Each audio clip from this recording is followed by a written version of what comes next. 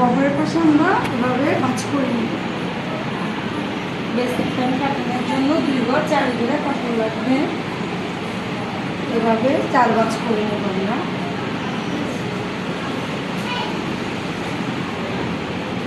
ভাঁজ করার পর আমাদের লম্বাটা নিব।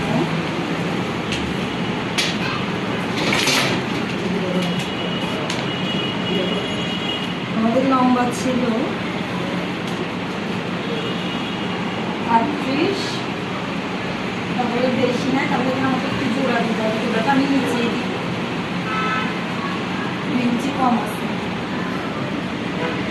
এবার আমরা এটা হচ্ছে বাঁচলাম, আমি লম্বা 2 ইঞ্চি কম, 2 ইঞ্চিকে আমি পরে পায়ের সেটে অ্যাড করবো। তাহলে পরে এখানে হচ্ছে 13.5 হচ্ছে হিপ। এবার এখান থেকে হিপ লম্বাটা নামাবো 8।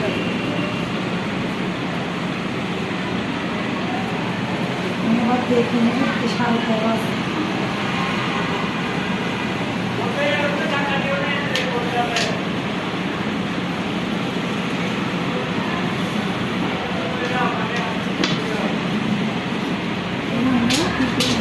করে নিব, নেওয়ার পর এখান থেকে আমি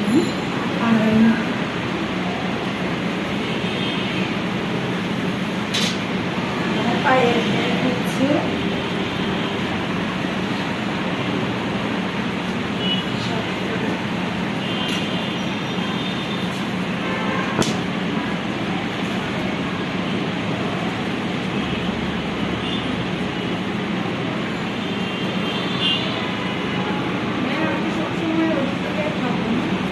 এটা কোথা থেকে আসবে, কোনো ইয়ে আছে কতটুক থেকে আসবে? এখান থেকে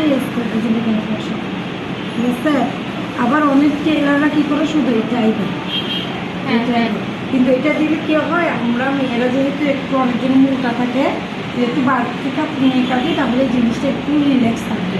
আর টেলাররা যখন এটা দেয় তখন এই জিনিসটা পুরা ফেলে দেবে, এটা পুরা ফেলে দেবে। ওরা শুধু এটা একটু এটা 2.5, এটাতে এটা এমনি এটা 2.5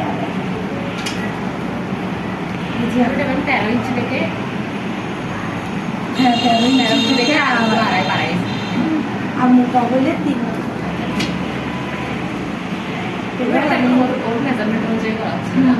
আমি দেখা স্কেলটা কীভাবে ইউজ করতেছি, এই জিনিসটা বেশি কার্ভ হয়ে যায়, ঠিক আছে, এই জিনিসটা বেশি কার্ভ হয়ে যায়, তাই দিতে ইচ্ছা করে না। যেহেতু একটু রানের সাথে একটু জিপা হয়ে যাবে, তো আরেকটু করতে গিয়ে আমি কার্ভ করি।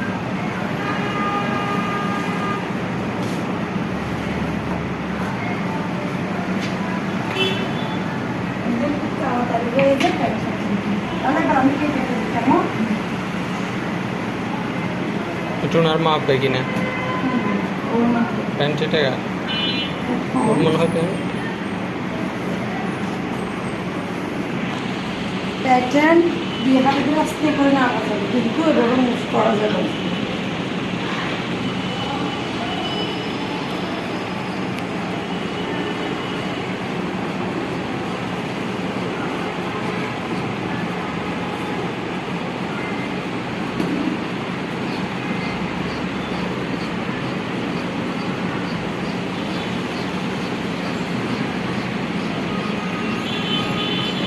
যদি বেশি মহিলা হয় তখন কি করবা, এই জিনিসটা একটু জোড়া দিয়ে নেবে, ঠিক আছে, মানে আলাদা কাপড় দিয়ে জোড়া নেবে, তখন ওর জন্য 3 গজ কাপড়, ওর জন্য 3 গজ কাপড় লাগবে।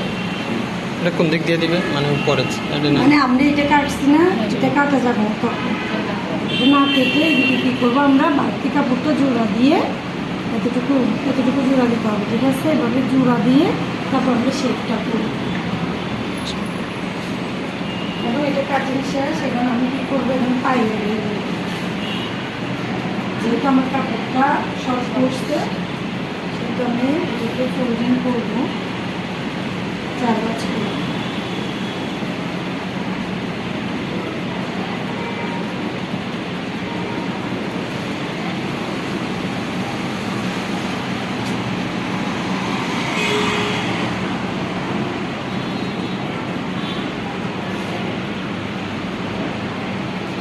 হবে, যেটা কয় ইঞ্চি নিচ্ছি পরে দেখাবো, ঠিক আছে?